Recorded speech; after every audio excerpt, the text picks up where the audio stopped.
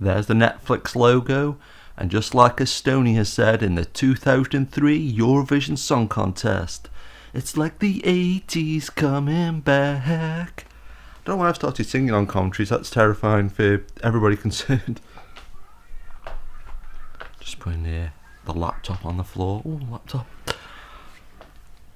Yeah, but one thing about this TV series, Stranger Things, for some reason I'm doing episode 6, I've had it recommended to me by a few people, and I've got this thing that's like, I'm going to say it's unique because I'm sure there's other people that are like this, but it seems to me that even when I was growing up until right now, and obviously like things like Netflix and streaming services are really big, but I've never really been able to get into TV shows, especially ones that continue. I've never really watched soaps or like even things like Dallas, well that's a soap. But looking back, the only shows I ever used to watch regularly were things like Knight Rider or the A-Team. Ones where you could just dip in and out, and if you watched 2 or 3 in a row, great. If, you know, you missed it for 6 months, it didn't matter. And since all these big shows have started getting massive on Netflix and things like Game of Thrones, is that on Netflix, I believe, sure. But like people, have you binge watched 25 episodes of Game of Thrones, or have you watched, you know, Daredevil and all these different kinds of things? And I've usually watched like 1 or 2 episodes, and they're really good. But I don't know what it is inside the old brain that's in my skull. That I just kind of forget about him. No matter how good the show is, I'm just like, yeah, it was good. You know, like Daredevil, a huge fan of the Daredevil character. When it was getting really close to Daredevil starting, I remember doing a video saying, "Oh, about Daredevil does dead well, and I can't wait to watch it," and stuff like that. And I remember getting like deliberately bought some Heineken because that's what they drink in the Ben Affleck Daredevil. Was that come in 2003? I'll have to check. And yeah, but I watched like about 4 episodes, and I think I watched one of the later ones later, I think the last one. Then when season 2 started, I watched, you know, a little tiny bit of it. I'll have to talk about it while it's on. It's become infamous already. But this intro, and probably why I'm going to say why I love the Stranger Things TV series so much, is because I think there's a bit of a tendency at the moment to like reference 80s things or just older things, like nostalgia is like this really big thing. And even I'm guilty of it myself to a degree, but misremembering the 80s, I think a lot of people think of it as being the primary colours and everything's really vivid and everybody's breakdancing and, you know, walking with a giant ghetto blaster and things like that. Chapter 6, the monster. And this is another thing about this show as well, though. Like, even just that font that was used has become iconic already. I think it was Stephen King font, allegedly. I'm just going to have a sip of my tea.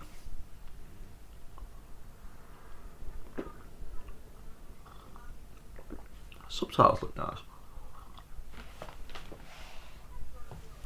Sometimes when they are digitally created and not actually on the print, they can look a bit computery. I'll just first picture of the day.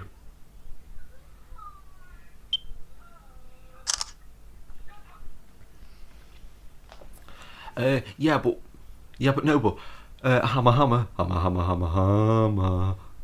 Bonus points if you know what 80s film that's from. Actually, it should be yummy. If we're gonna get specific about it, which I think we should when I'm going to talk about how well they've done this film. Freudian slip, how they've done this TV show, TV shows and films, that the lines are being blurred. This is what you see in loads of American stuff. I'd love to know if it's actually true. You see it in so many American things where somebody's come through the window. But that's one thing I was going to say about this show is I really feel like they absolutely nailed the tone of 80s stuff. And I could actually, you know, try to put a couple on the blog post or maybe even just flash one up on the commentary or something if I can get around to it. That I feel like people dress like this, and it's become like a real running joke between me and my friends and stuff like that. I always complain that, they don't smoke anymore in films, and like if James Bond can't smoke anymore. And there you've got two characters sitting around a table, both smoking. And it's little things like that, these little... I heard a few people on Twitter saying yesterday about it, these little moments that like, oh, I remember having that as a kid, I remember doing that. And like I was saying at the start of the contract, I'm ping-ponging back and forth. I just wanted to get some of my initial thoughts there. And the good thing about Summit being a series is that if I remember more things, I can do a commentary on another one maybe, or people like this one, and they've actually entertained by not just some rambling and coherent nonsense. But I just wanted to get some of my initial thoughts down, because I finished watching it last night at about 7-8 o'clock, and I was just going over it in my mind, and I'm really glad that I'd held back from going back on things like IMDb and Reddit and Twitter, because I would have had it completely spoilt for me if I'd gone on there beforehand. But yeah, when I was saying, like, growing up in the 80s no less, and then, like I say, even the last 10, 20 years, I've had so many people say, oh, do you watch X-Files? No. Do you watch, whatever the big hit show is? No. I've watched, even now I think I've watched 2 episodes of the X-Files, and, barely watched Star Trek until really recently, and even now I've only watched a handful of episodes, and almost every hit TV show you can think of, I haven't watched. But conversely, and I know I say this about a lot of things, but I think it's genuinely the case, is that if I find a TV show that I like, not quite, but almost universally, it means the TV show's just going to disappear. Like, one TV show I loved as a kid growing up was the Ian Ogilvy show, Return of the Saint. And that had 1 series and just disappeared. I really like Sequest DSV, and that kind of, I think it had 3 seasons, but like it barely limped along to the 3rd one, and when it got to the 3rd one, they completely changed everything. When they brought Knight Rider back, and like, 'cause it was a continuation of the old Knight Rider, I was like, oh my god, brilliant. It was like he's got David Hasselhoff back in it and stuff, and I was like, oh, excellent stuff. In 1 season, it's just like the real handful of TV, and it really is like, it's no more than 10 like TV shows that I can genuinely say that I'm passionate about. They just completely disappear, and like I say, completely, like, just genuinely how my personality is. I can't barely get into TV. Like I said, I watched the Scream TV show on Netflix, the first episode, thought it was brilliant, never watched any more, and things like that. So, like I say, I heard a few people mention this, and I thought, well, I'm really glad, people thought about me, thinking like, the 80s and stuff, and, you're a big fan of the 80s and that. But then I thought, well, I'm only going to watch 1, and then, and then I won't watch anymore. And I watched, like, the first couple, and I was instantly taken with it that, like, they got it so right.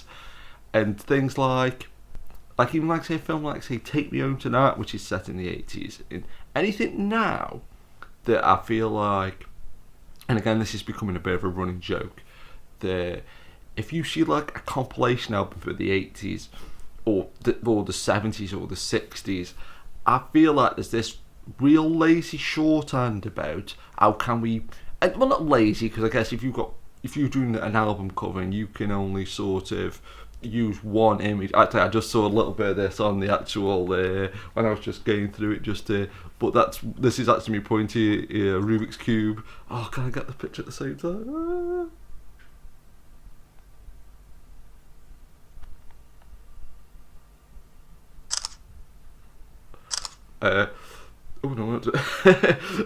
Yeah, but when people, there's a thing posted there, that's another thing. That's another thing. That'd be another Stranger Things. It could be season 2.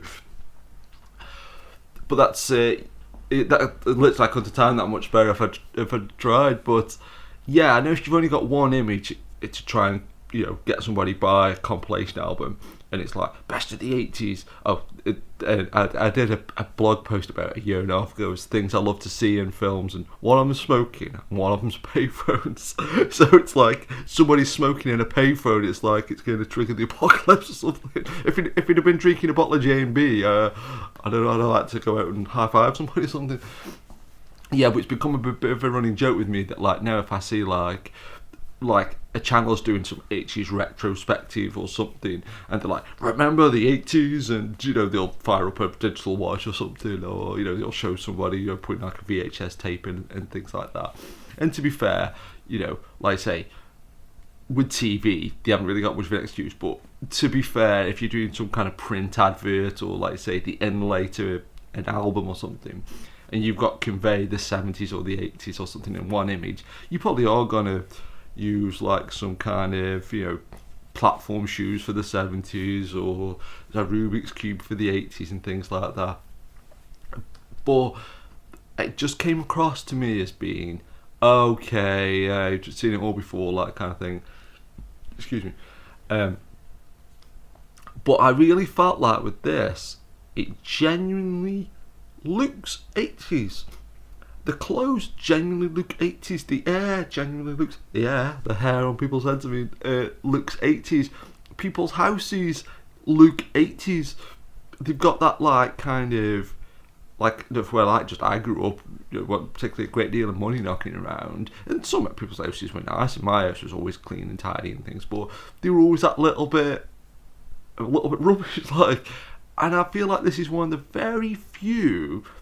like I say, I can only really talk about the 80s because that's the, even though I was like 6 by the tail end of the 70s, 74 baby, and it's the same year as Sheriff Hopper was born, 1974, which is a nice little link. But yeah, I really, and a lot of people have been saying it on the internet, so I'm really glad about that. And that's another thing though as well, because I think this is like this extra, like doing this commentary is the perfect example of that, where even though I'm a big fan of nostalgia, and you know occasionally you think, oh, it'd be great, wouldn't it be great if I could go back to Savoy or something, you know, or you know, like, you know, when, you know, all your family were, you know, healthy and things like this, you know. So I think anybody, once you get to about 30, 40, you start like, you know, getting nostalgia and think, you know, or you start thinking, oh, what was it better years ago? But what I do love about something like this is it's a perfect representation of the 80s. And it's using all that, like, sort of upbeat nature of the 80s, and that, like, do or die spirit is there and everything. But at the same time, I can record a commentary, I can go on Twitter and talk about it, I can go on the Internet Movie Database and check all the trivia. And it's really cool. I wouldn't, like, have it any other way. I think I said this in another commentary. That's actually funny how she works for that Hawkins company. And I was saying this to my mate who was watching the last couple of episodes last night, but I always think it must be so disheartening in a lot of ways that if you're picked to be like a serial killer in a movie and people go, oh, you've got that proper serial killer look, so you think, oh, she is. And like, there's certain kinds of acting that I think doesn't get nowhere near enough credit, and like, cause a lot of the main cast in the Stranger Things are kids, and if you see a really good child actor, I think people just take for granted. And then if you see a really rubbish one, like I said before, I don't watch a lot of the soaps, but sometimes you'll watch 2 or 3 minutes of a soap just flicking around the channels, or if you're in somebody else's house, or when I was growing up and a lot of my family watched soaps and stuff, and the child actors will be like, hi, I am going over here, and the proper like wooden, I don't know until like 50s robots, but and when you see the kids in this and they actually look, act, walk and talk and do everything like what you would expect a kid from the 80s would do, and like say the costumes, the clothes and the hair is all like the icing on the cake kind of thing. But like, yeah, look, these people that work for the mysterious lab, they feel like they've got this like shadiness to it. It's probably just purely like the costumes they're wearing or the makeup, or you know, they do these little shifty eye looks and things like that. Oh, and that was like that thing posted there in the background. But I literally only thought about it about 10 minutes, 10-15 minutes before I started doing the commentary. But I think it's it's been more talked about after the fact, but it is still an incredible coincidence. If you think the year that E.T. came out was also the same year that John Carpenter's The Thing came out, and such, I would say polar opposites, but no pun intended. It is which North Pole also pole is The Thing set. I can never remember. Yeah, but considering they are all both about aliens, like one is this this lovely film and everybody went to see it, and the other one was this film where people were exploding and like it was like just about made its money back or whatever, that kind of stuff. But that's the one thing that like I just thought was so cool, because there's just been like I think it's become more of a retro, no pun intended, it's become something people look back on as if it was like the battle between E.T. and The Thing. I don't think Universal ever thought E.T. was going to make. Well, they're both Universal things, but actually I think they have got both the. I've got both the video. Yeah, they're both Universal. It's photo time. They're both the Universal. Who's in there?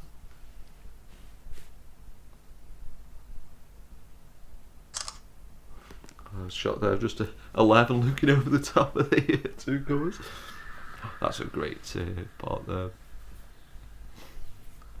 Yeah, I don't think any film company ever for a second thought, well, I don't think Universal thought, oh yeah, we're going to have two monster hits on our hand here. No, again, no pun intended. But that's something there, that really little kid there in the high chair, and the dad, it looks dad like the dad from War Games. And that's where I really feel like, again, the real strength of this is, on the one hand, you could say it's relatively lame. That's a bad time to take a pause break for a drink. Because I think when people copy something, it can have the tendency to just think, oh, well done, you've just completely ripped off somebody else's content, and, in quote unquote, in theory, anybody can just go, yeah, let's copy the 80s. And a lot of people have been mentioning things like Super 8 and stuff like that as a modern sign of the times, into the old phone beeping there. I should really put it on silent 1 second.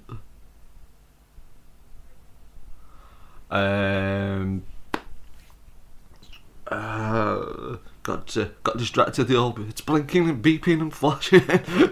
another 80s film reference there. Yeah, but you could say it was considered quite lame to. There's just a clock there. It was like set nearly the exact right time. I think it was like about 9:15 on the clock just behind him. I don't know if I'll get I don't know if I'll be able to get another shot of it, or they'll show a shot of it, I should say. Somebody said he was watching it with the subtitles on, because I'm watching it with the subtitles on, so the sound doesn't bleed over too much, and things like that. But yeah, somebody said they were sick of seeing the word. Somebody said they were sick of seeing the word squelch, and I don't think I've seen it so far yet. But a lot of people could say, you could say to have the tendency to sort of think that it was quite lame to sort of just go, let's copy the 80s. But I've heard a few people mention Super 8, and when I saw Super 8, I was like, oh yeah, brilliant, Super 8's going to be like referencing the 80s, and it's a really good film. And don't get me wrong, I like bad robot stuff and all that kind of stuff. But I feel like it was, it was like 80% right, but it wasn't kind of the same. Oh yeah, I didn't manage to get the photo. Never mind.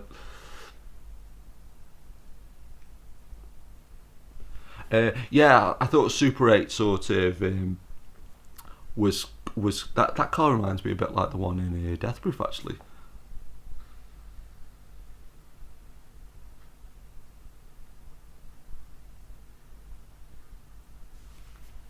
Oh, this is good, where she gets the egos. Sorry, here we go. Try again.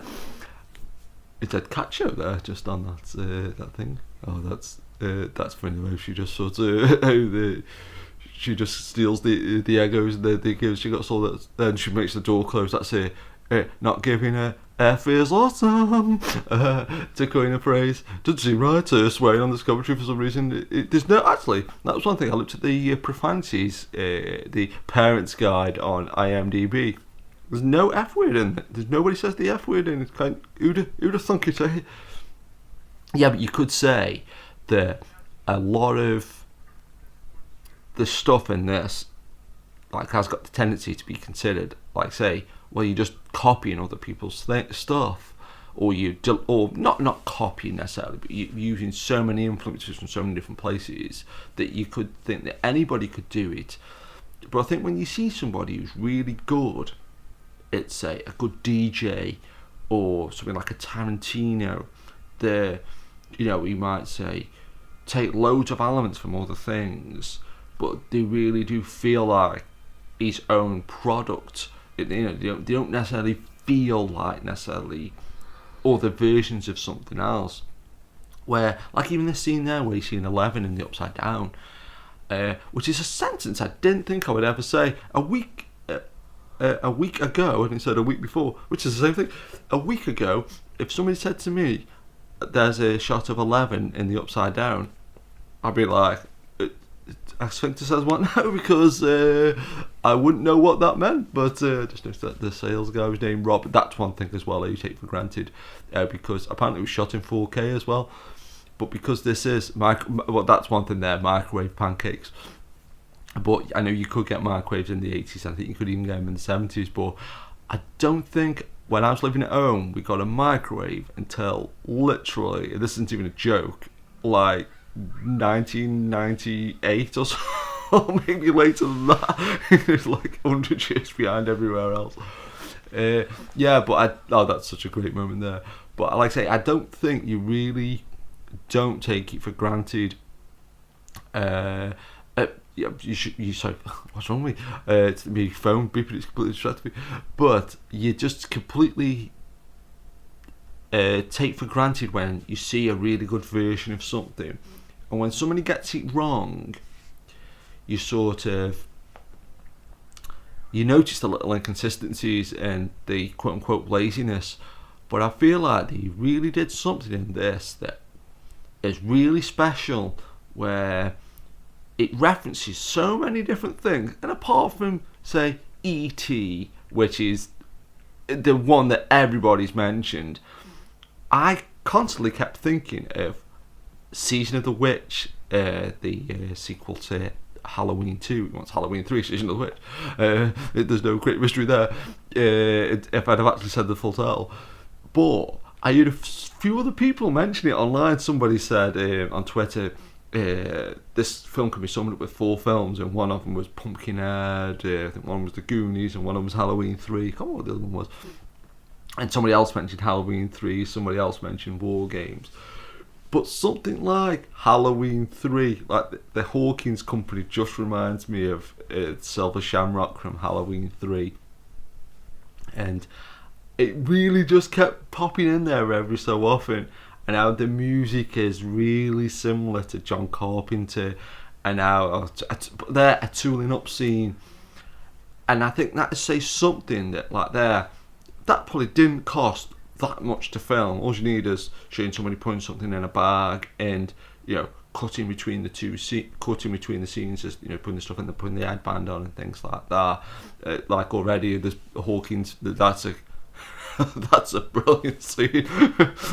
Lucas waving to that guy. But even though the kid's named Lucas, you go, "Oh, well done, George Lucas." Well, that's not what I was going to say in a sense, because I feel like that 90% of the references to this, apart from the real on the nose ones, and I don't even think then like some kids bombing around on bikes, but I think you can't help but picture E.T. or the Goonies. Just even though I wasn't a huge big fan of that, not a bad film, but I didn't see the Goonies till I don't think I really saw it properly until the mid-90s, and so it didn't have that same impact as when I saw, let's say, The Karate Kid or Crawler and stuff like that. Yeah, So apart from a few of the references, they're really, if somebody says Lucas, if you're a sci-fi fan, you can't help but kind of think of George Lucas. Or if they show a kid playing with the Millennium Falcon, you think, oh, it's a bit like that, a bit like in E.T. when they play with Star Wars toys. And some of the references, you can't help but think of a certain film, or they probably are deliberately trying to reference E.T. or something like that. But I really do love this film for is, why do you keep saying film? Because again, it shows how good the quality is, but very lens flare there. It looked very 80s lens flare as well. It looked dead genuine. He knows what's happened. But I'll get there eventually, make a long story even longer. But because the references in this are so subtle and they're more just, texturally on the surface. I said texturally, that you can't quite place them, and it's a bit like a Rorschach inkblot test. Why drinking tea gives me so much gas? Probably because I'm knocking it back dead past hours. I may as well just finish the last word every time.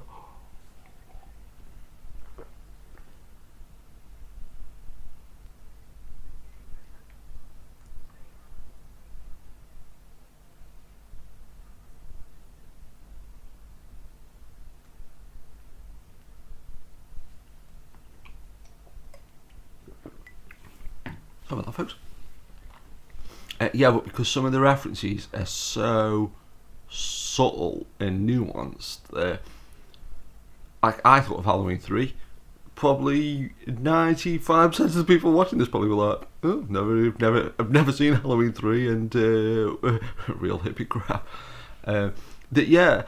People might watch this and go, oh, it reminds me of Amityville 2 or something, like when the kids were just getting the street on the ocean. I was like, oh, I expect to see the Amityville lives and things like that. I really think that that's one thing as well. I think one of the few films I've seen emulate this, and again I don't know if they did it on purpose, was Million Ways to Die in the West. There's one part where there's a dog, and as soon as I saw this dog, I was like, oh, that dog reminds me of like an 80s dog. There was something about 80s films, and Spielberg was like a master at it. If you look at the dog and say Gremlins or something like that, and it's a real strong character personality to it. They really look really vivid, and like there's a lot of vibrancy, and there's a lot of vitality, and the dog, you feel that's an energy there. And there was a cat that's very, very 80s, talking about again, I couldn't have told any better talking about the dog part, but yeah, they've nailed that. Like when you see a dog in this, that like, I think it's Will who's got a dog. I can't remember quite. I can remember Lucas's name because of the George Lucas thing, and of course 11. I'm surprised, that's kind of stuck in there. But and Hooper, I always say Hooper or Hopper, and I still to this day this always makes me laugh. But when I think of Texas Chainsaw Massacre 2, I don't know where I got this information from, if I imagined it or dreamt it or whatever.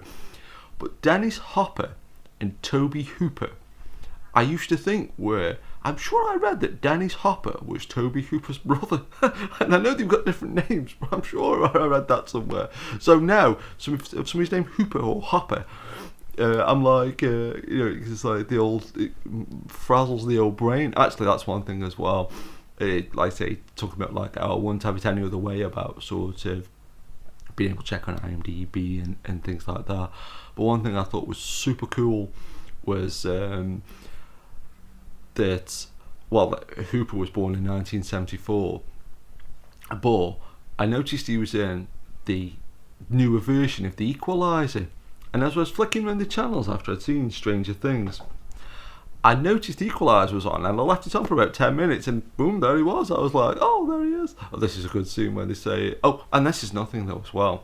This is one thing that I absolutely loved about this TV show, was, again, when I was saying about like the 80s, saying that like, if you see something parodying the 80s, they're like, oh, let's use, and they use the two or three massive songs like Born in the USA or or something like that, and like playing in the background is Dolly Parton's song called Bargain Store, and a complete fluke, like completely ties in with this, but my dad's got like about 2 Western records that I love country and Western music, but he's got like loads of Western music that I can sort of take or leave, but then he's got a couple of albums that I really love. One of them's the Charlie Daniels Band Greatest Hits.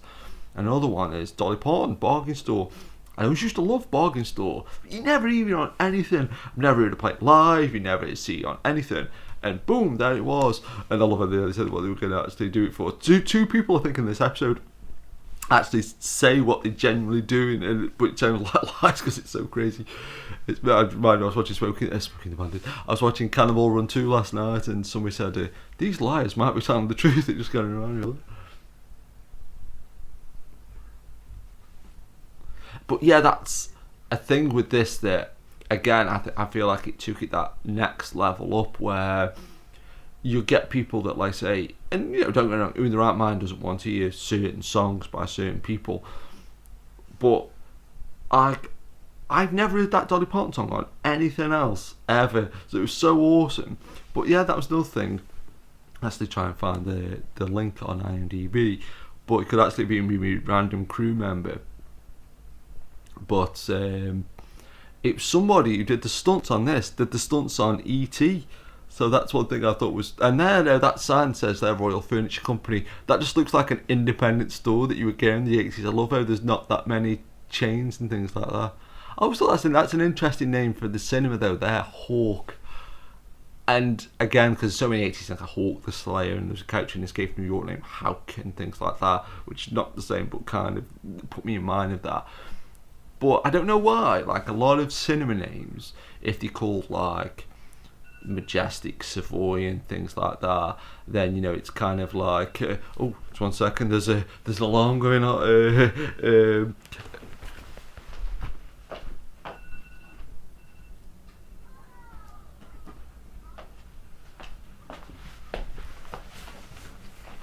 There we go. Don't feel might not have even picked up on the mic, but then man just thought I'd stop it just to, what was I going to say? So, it's probably like living in an airplane too, everything's just yeah, but the guy who did the stunts for E.T. or uncredited stunts as the stunt guy on this, and I thought that was just this perfect connection of sort of where it's got that genuine 80s vibe to it. Steve, what's definitely as well, because the C word, like I say, I don't know why, I don't feel like swearing on this commentary, I don't know why, because like I say, it's really violent, but somebody did a joke once, I can't remember what it was, where they said, see old Steve, and every time I see Steve I keep thinking of that. Somebody called him a cardboard arsehole on Twitter, and I thought that was pretty funny. But this again, this is like, say, anybody could watch this scene and think, oh, it's just reminiscent of so many different things. But I instantly thought of the John Carpenter film They Live, where Roddy Piper and Keith David have that fight in the alleyway. Just instantly thought of that. So it's kind of like, again, that's what I kind of love about the references, because it could, and chances are it probably is a reference to that. At the same time, it could be two people having a fight.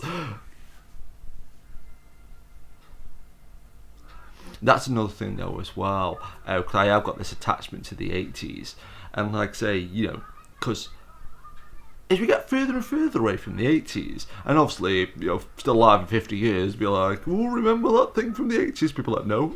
But the one thing I am really surprised by is, I think Taylor Swift was born in the 80s, because that's what her album's called, like 1989, and I think the Duffer Brothers, who created this, were born in the 80s. I know they referenced John Carpenter's The Thing in E.T. from like 1982, and I was like 8 in 1982.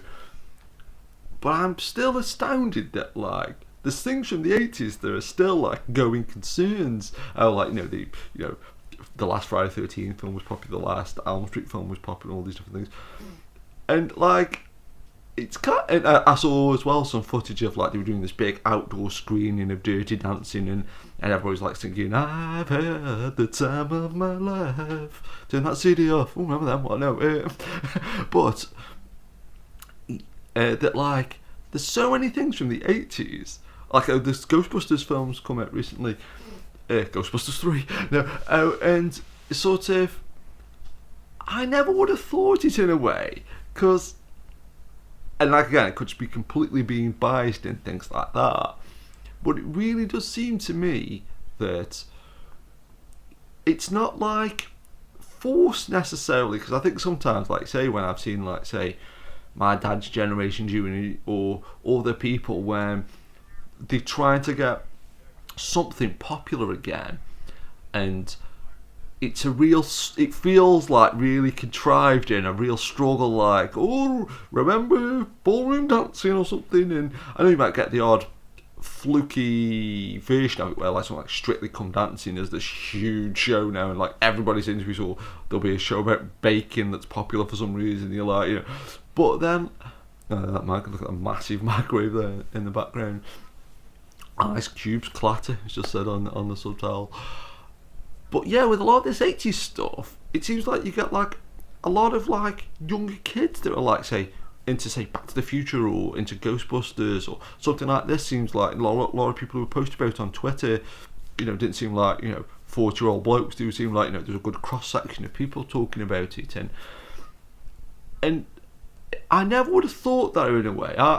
And that's where like, and that's the thing though as well. I was thinking, probably I'll never be a successful TV, like, you know, negative thinking or whatever. But like when I was saying, I love the subtleties of this show. That like say, apart from just the little moments here and there, you can't really put your finger on where these references are, or if they are deliberately referencing stuff. But I'm so glad though as well. And again, I almost feel like I've been cloned or been taken over by Invasion of the Body Snatchers or something. But I'm really glad that they didn't have cameos by really obvious people. I don't really want to mention anybody by name, but I just feel like there's a few handful of people that like people instantly think of, and especially a lot of these people who think they're dead hip now, and like they do all these memes now. And don't get me wrong, I love a good meme as much as the next person, or meme, whatever they'll called. But yeah, I feel like that say in the wrong hands, this could have been like, oh, hey kids, and a big arrow pointed to, you know, some 80s star. And there's one part where they're listening to the radio, and I instantly was listening to that radio thinking, oh, are they going to mention like Kingston Falls or Hill Valley or something? And I'd be such a moron for that. But this is an amazing scene, and this is one thing though where I feel like, again, it's just that extra little things that elevates it the next level up. But because I did used to get picked on a lot at school, and I can remember like running from the bullies and things like that.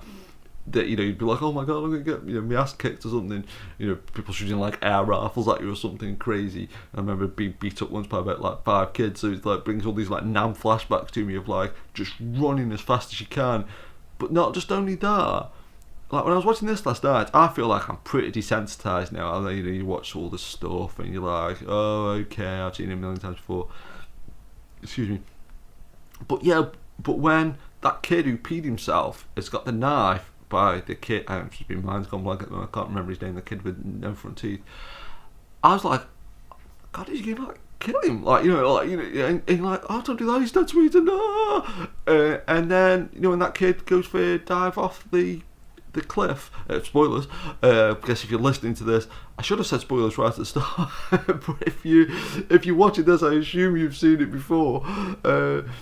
But yeah, and a lot of new films don't, like, you know, like say I went to the Ghostbusters and enjoyed it, and I went to see, you know, Star Trek Beyond and enjoyed it, and apart from like a couple of bits like where they showed like, you know, certain things, I was like, you know, the brand new films, I don't want to spoil, but like, you know, it didn't really affect me emotionally. And then on this, you're like, oh god, I hope they don't die. And even something like that though as well, it's a kind of an obvious thing in a lot of ways, but I was like rubbish at throwing. There's something, and that's another thing though as well, something about the 80s that doesn't get nowhere near enough it doesn't get nowhere near enough people noticing it, or it's such a subtle thing that I don't think it ever gets picked on enough, no pun intended. But 80s bullies and 80s films, I literally think, I know some things are open to debate and everything's subjective in context and all that kind of stuff, but I do genuinely think if you take when film was first invented in 1895 right up until now, the best / worst in terms of most annoying or horrible movie bad guys were from the 1980s. I don't know what it was. I don't know if they just picked the right actors, it was the right time, the clothes, or what it was. But 80s movie bad guys from Cry Kids and Death Wish 2 and whatever are just like... Another thing is this when they're saying about drawing First Blood. This looks like really a lot like where Stallone was hanging off the side of the cliff. Just there's a couple. I don't think it is because there's a bit that. But again, it's that thing where, and there's one part where I think when they were fighting, and one of the guys goes, "I'll tell you when he's had enough." I instantly thought of Cry Kid. But again, a lot of people would not maybe pick up on that, and I think there's. I like I say, I heard a few people saying that still, and you know what, that's one thing though as well. And don't get me wrong, I'm dead glad this is what happened in this scene. But I just thought, oh, he's gonna not fall, he's gonna levitate. I just pictured 11 levitating him. You know, you say the word levitating, it's not a word, it sounds really weird. But that's a great shot.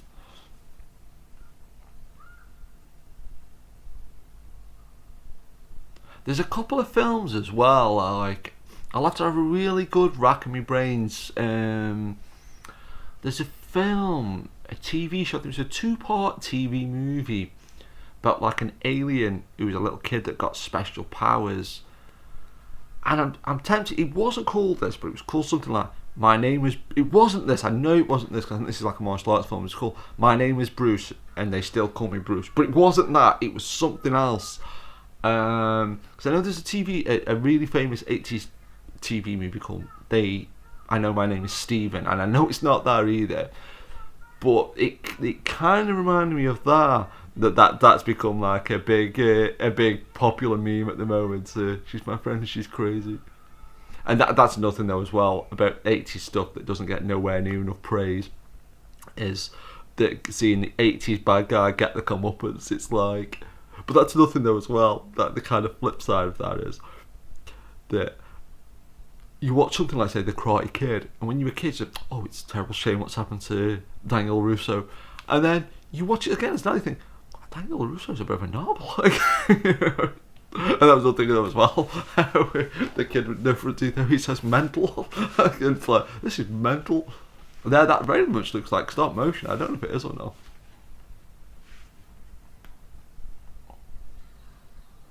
I was thinking quite at the end of the episode. I should try and...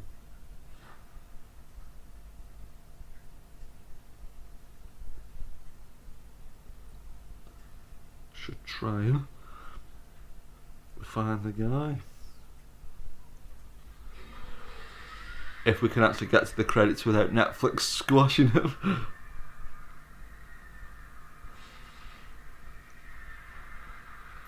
Oh, it's already on the correct IMDb page. Netflix does it again was the first review.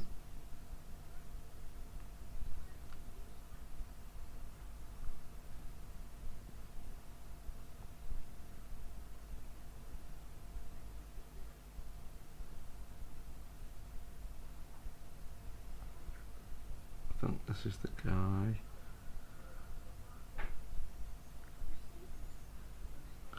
Michael R. Long is his name. Oh god, it's really sweet. 123 films.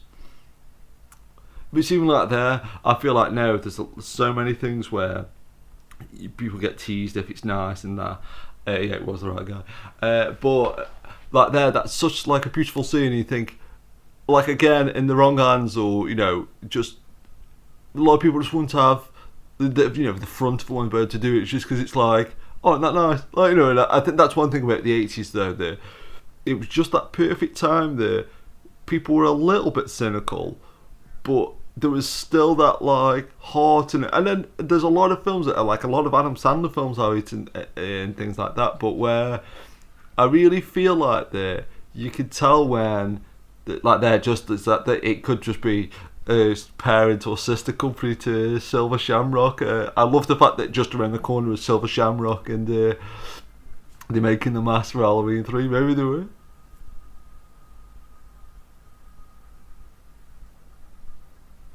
I expected that bike to have the gears. I don't know if it's meant to be a chopper bike or not.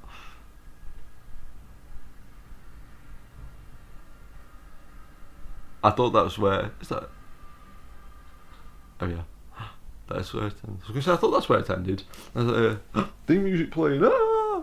Oh, Netflix have scratched the credits again like Philistines. I've made it go full screen for some reason because only I can see it. And I am not reading the credits. It'll have to go into the dubbing credits part. The guy is... What was his name? I've got to scroll back up.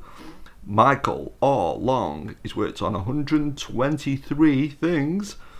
Amazingly, not only has he worked on this, he's worked on Death Games 1980, E.T. the Extraterrestrial, Miami Vice, Death House, Terror Squad. They were all 1980s. Crazy people. That's a Dudley Moore film. Dark Man. So you've got to go back this for a pedigree, eh? Killer Tomatoes, Eat France, The Adventures of Briscoe County Jr., Amityville, A New Generation, Philadelphia Experiment 2. They based the whole of this film on this guy's career. Godzilla 1998, cool film.